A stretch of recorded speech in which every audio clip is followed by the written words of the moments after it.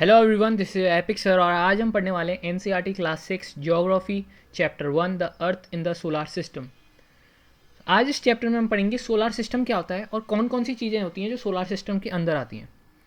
हम फर्स्ट इसका पैराग्राफ में हमको ये दे रखा है कि आपने कभी बहुत बार देखा होगा कि रात को जब क्लियर नाइट हो, ये कंडीशन ज़रूरी है क्योंकि क्लियर नाइट पे आपको चांद तारे बहुत साफ दिखते हैं।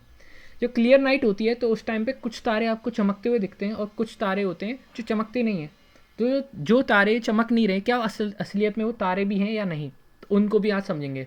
तो उससे आगे हम जाते हैं और इसको पढ़ते हैं। Along with these bright objects you may also see the moon on most of the days. It may however appear at different times in different shapes and at different position. You can see the full moon only once in about a month's time. It is a full moon night or Purnima. A fortnight later, you cannot see it at all. It's a new moon night or Amavasya. On this day, you can watch the night sky best provided it is a clear night. अब ये क्या कह रहा है, इसको थोड़ा समझते हैं। जो मून की साइकिल होती है ना, वो अप्रॉक्सीमेटली 27 डेज की होती है। इसमें आप देखते भी होंगे कभी कभार मून हमको जो है वो फुल मून दिखता है, कभी फिर मून बिल्कुल हाफ हो जाता है, फिर उसके बाद में वो कभी बिल्कुल हल्का हो जाता है, बिल्कुल लाइट, और कभी वो हमको दिखता ही नहीं है। तो ऐसे ऐसे जो फेजेस ये बनाता है, इनको हम बोलते हैं फेजेस ऑफ मून। तो इन फेजेस को डिफरेंट कैटेगरीज में हमने रख दिया है। तो जो फुल मून डे है उसको हम बोलते हैं पूर्णिमा की रात, और जो बिल्कुल भी उस दिन चांद नहीं दिखता है उसको बोलते हैं अमावस्या की रात। तो एक साइकिल रिपीट होती है और इस साइकिल को ही बोल देते हैं फेजेस ऑफ मून। सिंपल, समझ में आया होगा आपको। आगे चलते हैं। Do you wonder why we can't see the moon and all those bright tiny objects during the day time. Day time क्या होता है, उस टाइम पे सनलाइट बहुत ज़्यादा होती है। सनलाइट की वजह से हमको चांद तारे नहीं दिख पाते। सनलाइट इतनी ज़्यादा होती है कि हमें उसके रिफ्लेक्शन से दूसरे चांद तारों का रिफ्लेक्शन नहीं देख पाते हम। The sun, the moon and all those objects shining in the night sky are called celestial body. जो भी सेलेस्टियल, जो भी मतलब कोई भी बॉडी आपको स्पेस में दिखती है, जैसे कोई आपका सन हो गया, आपका मून हो गया, कोई भी स्टार हो गया, या पर्टिकुलर कोई प्लेनेट हो गया, या फिर कुछ भी आपको ऐसा लगता हो कि ये कुछ शाइनिंग दे रहा है, कुछ दे रहा है, उन सबको हम सेलेस्टियल बॉडीज़ बोलते हैं जो कि स्पेस में होती हैं। Okay, some celestial bodies are very big and hot. कुछ होती हैं बहुत बड़ी होती हैं, और कुछ ऐसी बॉडी होती हैं जो अपनी खुद की, जिनकी खुद की हीट होती है और खुद लाइट एमिट करती हैं। अब इसको कैसे समझते हैं, जैसे मान लीजिए सन है, सन के पास खुद की अपनी क्या होती है, हीट होती है, और उसकी खुद की हीट होती है, और उसके पास खुद की अपनी क्या होती है, लाइट होती है। तो ये इसकी खुद की हीट और लाइट की वजह से हम इसको कैटेगरी में रखते हैं कि एक स्टार है। तो ऐसी बॉडी जो अपनी खुद की हीट और लाइट को एमिट करते हैं उनको हम स्टार बोलते हैं। ओके, तो सन हमारा सबसे नियरेस्ट स्टार है हमारी सोलार सिस्टम में। जो नियरेस्ट स्टार टू अर्थ है वो है सन। They have their own heat and light which they emit in large amount. These celestial bodies are called stars. The sun is a star. Countless twinkling stars in the night sky are similar to the sun. जो भी stars twinkle करते हैं वो आप मान सकते हैं कि सन जैसी कोई स्टार होंगे जो बहुत डिस्टेंस पे हमसे हैं, जिसके कारण वो कुछ ना कुछ अपना ट्विंकलिंग इफेक्ट दे रहे हैं।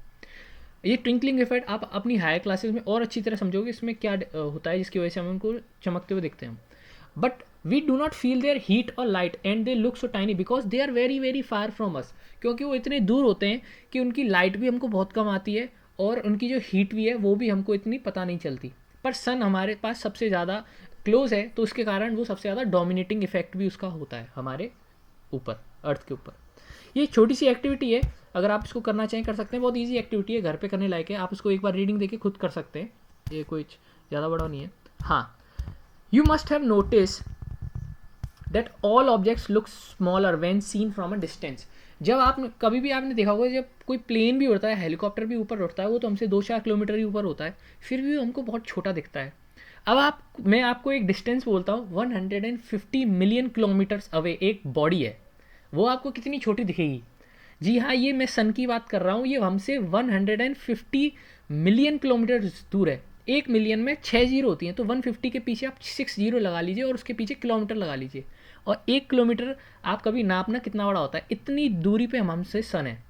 इसी वजह से सन का डायमीटर बहुत बड़ा है।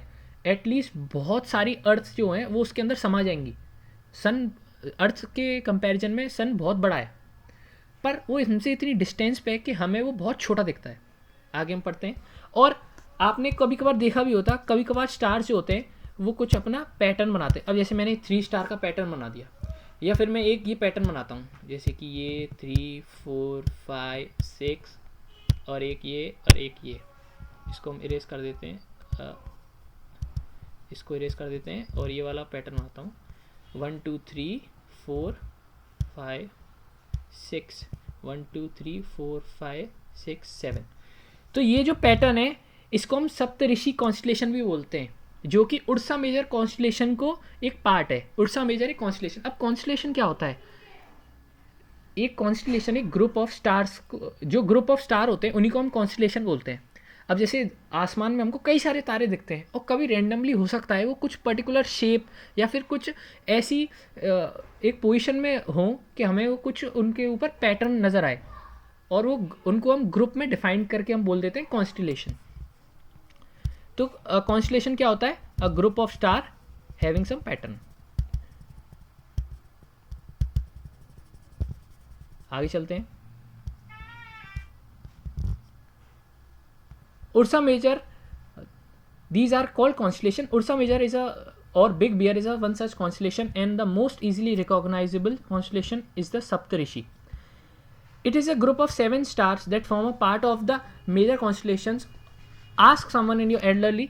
इसके बारे में पढ़ते हैं। अब आगे पढ़ते हैं हम। जैसे कि आप यहाँ पे भी देख सकते हो, ये जो बच्ची है ये स्टार्स को देख रही है, और ये मैंने अभी ये पॉइंटर स्टार्स, ये सप्तऋषि कॉन्स्टलेशन मैंने अभी बनाया था, जो कि पॉइंटर स्टार से अगर हम लाइनिंग में एक स्टार लाइन खींचे तो हमें एक नॉर्थ स्टार दिख जाता है। ये नॉर्थ स्टार की एक खासियत है, ये हमेशा उसी पर्टिकुलर डायरेक्शन में रहता है। अब जैसे मैंने स्टार बना दिया तो ये इसी डायरेक्शन में रहेगा। अब आपको मैं बताता हूँ कि पुराने ज़माने में कंपास हुआ नहीं करता था, लोगों के पास मोबाइल में कोई कंपास नहीं होता था, ना लोगों को पता होता है कौन सी दिशा कौन सी साइड में है। तो वो पता कैसे करें कि कौन सी दिशा किस साइड है, हमको किसी डायरेक्शन में जाना है और रात हो गई है। अब जैसे हमें ये पता है कि दिन में सूरज उगता है ईस्ट साइड से, ये मान लीजिए सूरज है और ये उगता है ईस्ट साइड से, ये मैंने ईस्ट साइड बना दिया ऐसे, ये बनता है ईस्ट साइड से।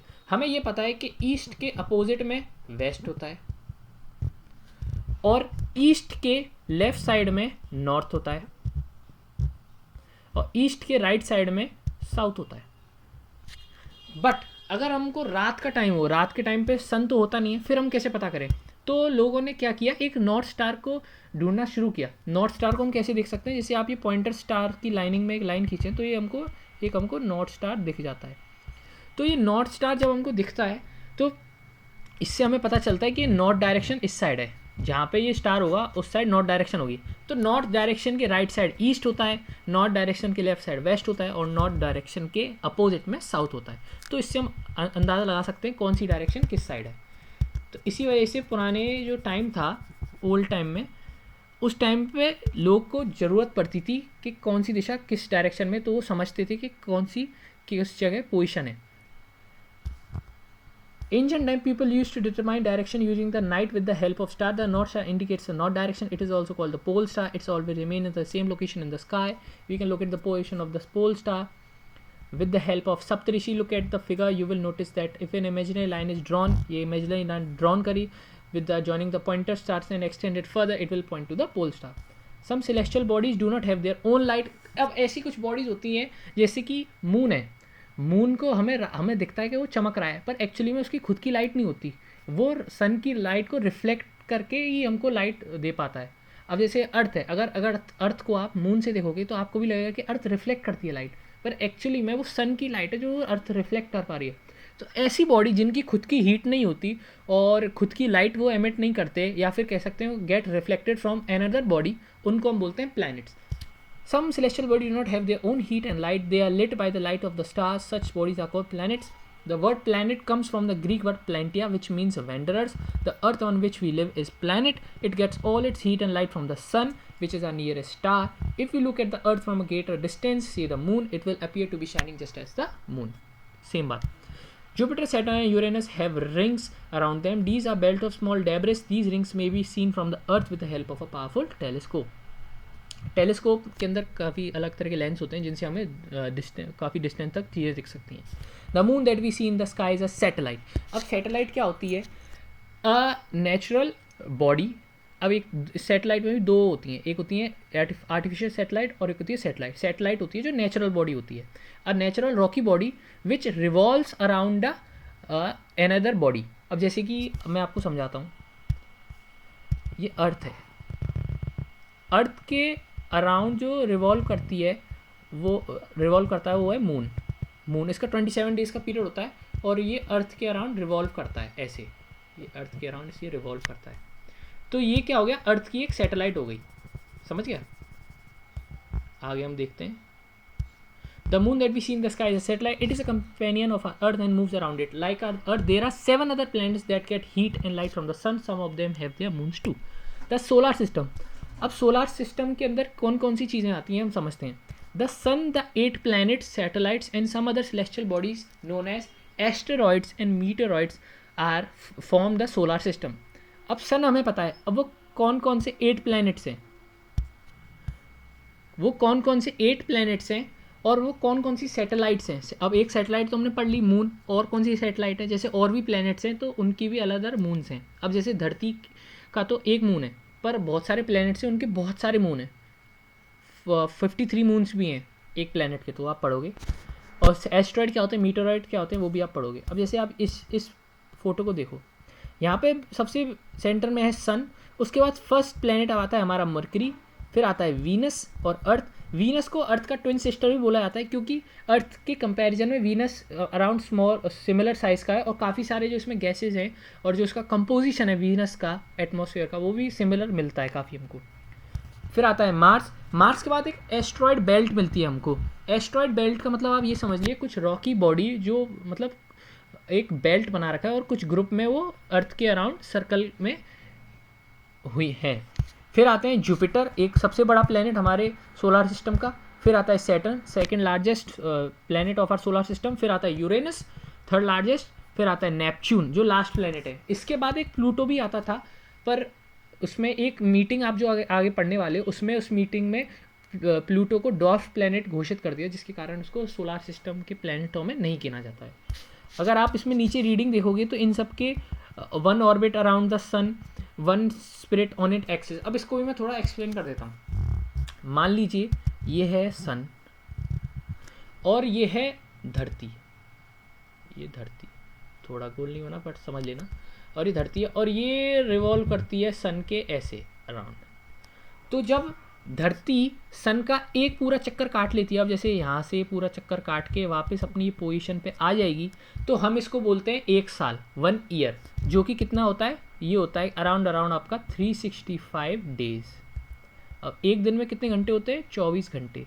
तो यानी कि 365 डेज के बाद अर्थ एक पूरा अपना कंप्लीट रेवोल्यूशन कंप्लीट करती है सन के अराउंड, और उसी को हम बोलते हैं रेवोल्यूशन। एक होता है टर्म रेवोल्यूशन। अब जैसे अर्थ है, मैंने अर्थ को लिखा ऐसे, अर्थ बनाई हुई है, अब ये अर्थ है और मैंने अर्थ का एक एक्सिस ऐसे बना दिया, ऐसे एक्सिस बना दिया मैंने, है ना।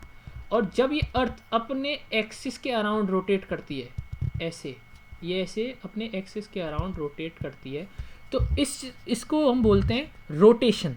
तो एक टर्म होती है रोटेशन, रोटेशन होती है ऑन इट एक्सिस, खुद के ही उस पर एक्सिस पे रोटेट करना, और एक टर्म होती है रेवोल्यूशन, एक अनदर बॉडी के जो भी कुछ स्टार है या पर्टिकुलर कोई प्लैनेट है उसके around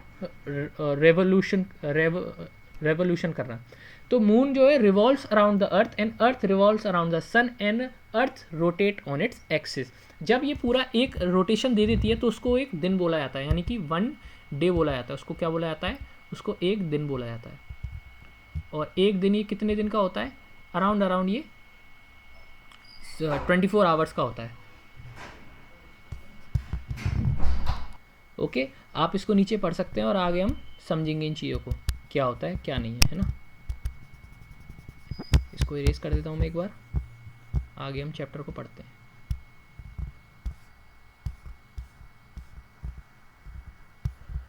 We often call it a solar family with the sun at its head. The sun is the center of the solar system. It is huge.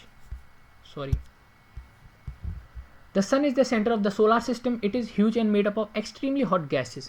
कई सारे hot gases को मिलके बनाया जाता है, जैसे कि हीलियम और हाइड्रोजन उसमें मेन होती हैं। It provides the pulling force that binds the solar system. अब बहुत बड़ा है तो उसकी ग्रेविटेशनल फोर्स भी बहुत ज़्यादा है।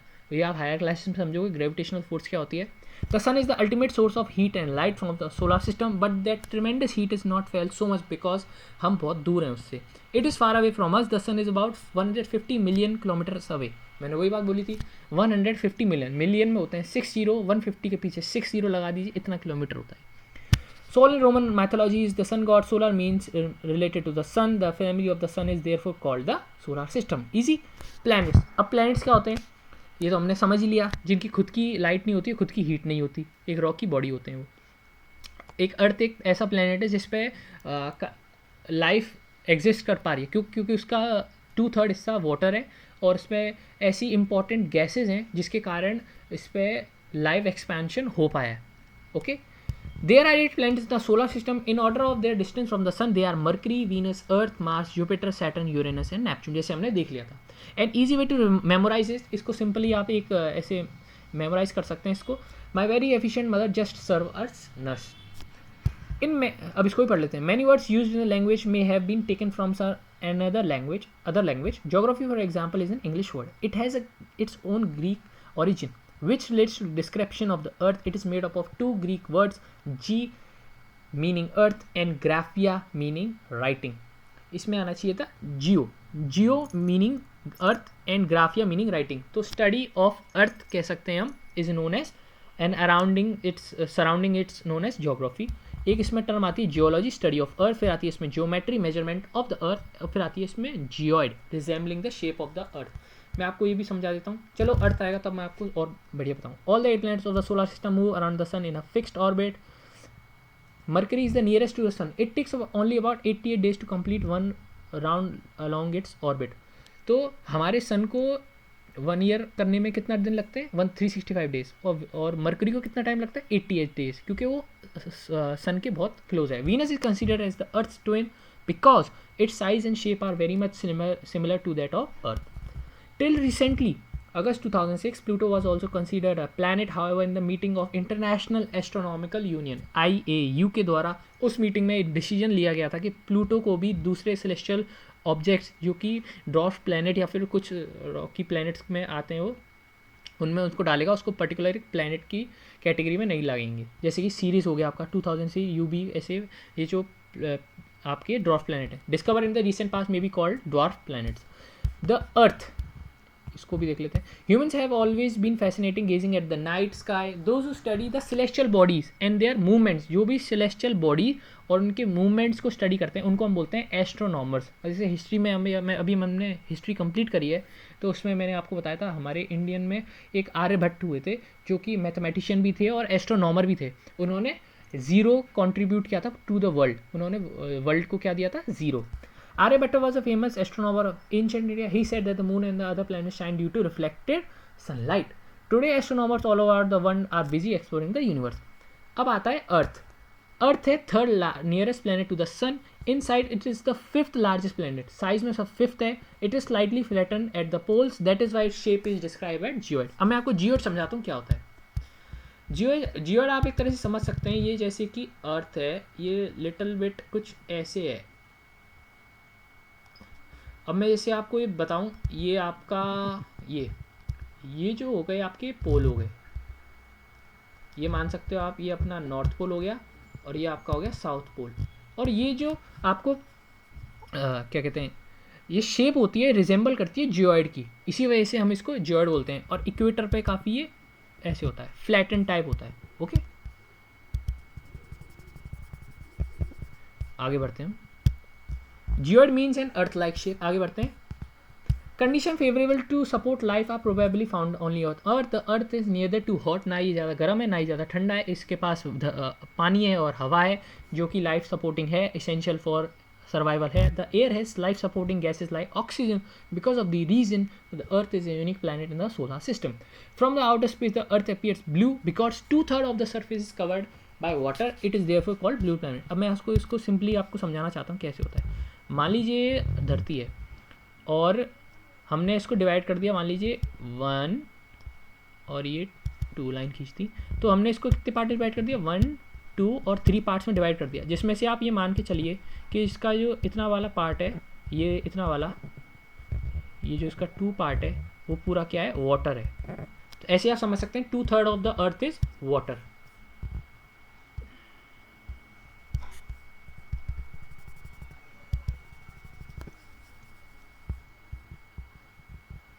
आगे हम इसको पढ़ते हैं। Light travels at the speed of about 300,000 kilometre per second, yet even with this speed the light of the sun takes about 8 minutes to reach the earth.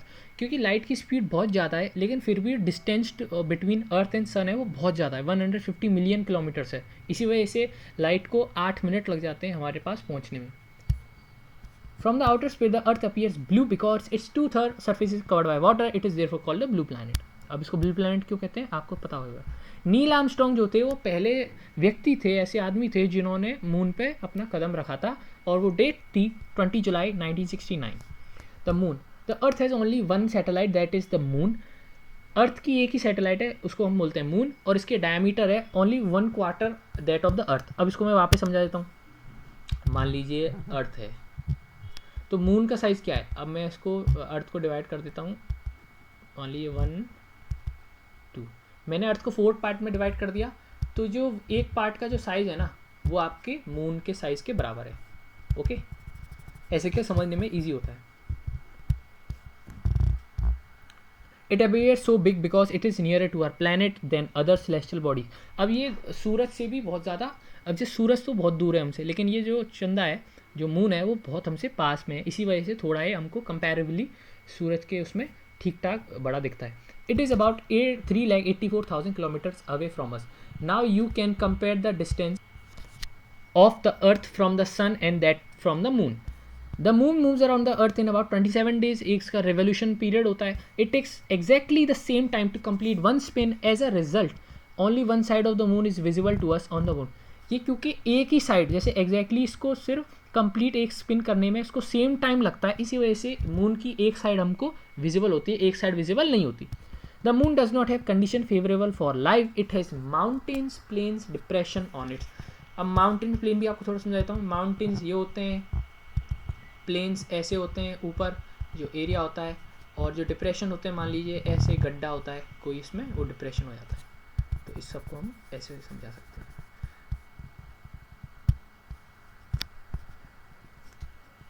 Planes, it has mountain plains, depression on it. A satellite is a celestial body that moves around the planet in the same way as the planets move around the sun. A human-made satellite is an artificial body. It is designed by scientists to gather information about the universe for the communication. It is carried by a rocket and placed in the orbit around the Earth. Some of the Indian satellites are INSAT, IRS, EDUSAT, etc.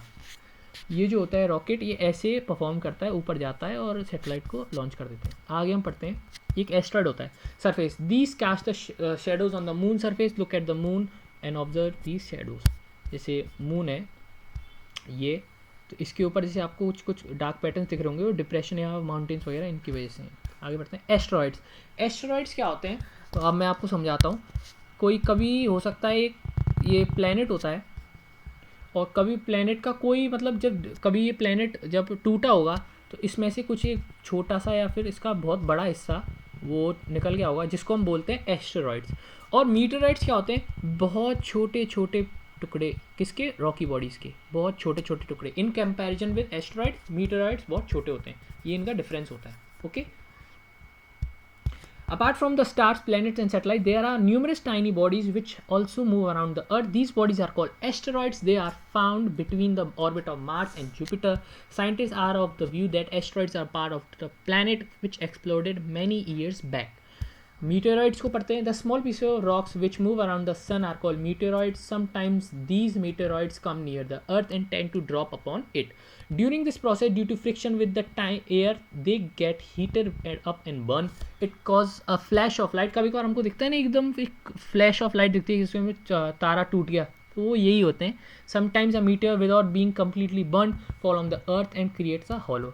Do you see a whitish broad band like a white glowing path across the sky on a clear starry night? ये अगर आप India में होते हो तो आपको ये ऐसा स्टार एक पैटर्न नाइट में नहीं दिखता होगा, पर कई कई जगह से दिख जाता है। It is a cluster of millions of stars. अब जो अगर एक अब हम पढ़ने वाले हैं गैलेक्सी क्या होती है। गैलेक्सी एक ऐसी चीज़ होती है जो कि बनी होती है कई सारे गैसेस से, कई सारे क्लाउड से और कई सारे मिलियंस और बिलियंस ऑफ स्टार से बन के गैलेक्सी होती है। अब जैसे आपको एक छोटी छोटी टाइनी जो स्टार्स दिख रहे हैं, ये कई सारे बहुत बड़े बड़े स्टार्स हैं जो हमसे कोसों दूर हैं, बहुत ज़्यादा दूर हैं। सन की और अर्थ की डिस्टेंस तो कुछ भी नहीं है, उससे भी मतलब बहुत ज़्यादा दूर। This band is Milky Way galaxy, our solar system is a part of Milky Way galaxy. हमारा जो सोलर सिस्टम ही है जो कि इतना बड़ा है, वो एक मिल्की वे गैलेक्सी का पार्ट है। तो सोचिए जो मिल्की वे गैलेक्सी है वो कितनी बड़ी है, और ऐसी बिलियंस ऑफ गैलेक्सीज है हमारे पास जिनका हमें कोई अनुमान ही नहीं है। तो यूनिवर्स को तो हम समझ ही नहीं पाएंगे, बहुत ही आउट ऑफ द सिलेबस है ये। In ancient India it was imagine to be a river of light flowing in the sky. अब जैसे लिख भी रही है, एक लाइट एक फ्लो कर रही है लाइक अ रिवर, तो इसको हम हिंदी में बोलते हैं Akash Ganga. It was name Akash Ganga. A galaxy is a huge system of millions of stars and clouds of dust and gases. These are millions of such galaxies that makes the universe. It is difficult to imagine how big universe is. Scientists are still trying to find out more and more about it. We are not able to certain about its size, but we know that all of I and you belong to us. अब simply यहाँ पे exercise आपको simply दे रखा है आपको photo, आप समझ सकते हैं कि हम कहाँ पे लाई करते हैं। आप देख लीजिए, ये हम है, फिर ये धरती है जो कितनी बड़ी है, फिर ये सोलर सिस्टम है जो कितना बड़ा है, और मिल्की वे गैलेक्सी है वो तो कितनी बड़ी है, और यूनिवर्स। तो मतलब इनका अनुमान लगाना काफ़ी असंभव हो जाता है। पर जैसे जैसे टेक्नोलॉजी बढ़ रही है, advancement in the technology is leading us with a modern way of living life. तो इससे भी हम समझ पा रहे हैं कि कितना हमें आइडिया लग पा रहा है कि कितने बड़े हम प्लैनेट्स होते हैं, कितने बड़े बड़े चीज़ें आती हैं। अब आप ये ब्लैक होल्स भी पढ़ोगे जब आप हायर स्टडीज़ में जाओगे, तो ये तो आपको कभी बेसिक सामने अंडरस्टैंडिंग दी कि सोलर सिस्टम क्या होता है। Thank you guys. और ये सिंपल सी आपको एक्सरसाइज है, एक बार आप मेरे अगर आपने चैप्टर पढ़ रखा होगा और अगर आप एक बार रीडिंग दोगे तो आप इसको पूरा कंप्लीट कर सकते हो। So thank you guys for watching this video. आशा करता हूँ आपको काफ़ी अच्छी लगी हो, और एक तरह से रिवीजन बेस्ड वीडियोज़ होती हैं, मैं इनको कोशिश करता हूँ जितनी जल्दी से जल्दी वीडियो बनाऊँ उतना अच्छा है, और जितना बेटर एक्सप्लेन कर सकूँ अपनी तरफ से उतना बढ़िया रहेगा। सो thank you guys for watching this video. और आपको कुछ भी डाउट हो, कुछ भी आपको कमेंट सेक्शन में कोई कन्फ्यूजन हो तो आप मेरे को बता सकते हैं, या कोई सजेशन हो कि आपको वीडियो थोड़ी इस तरह से बनानी चाहिए, इस तरह से बनानी चाहिए, वो भी अच्छा रहेगा। Thank you.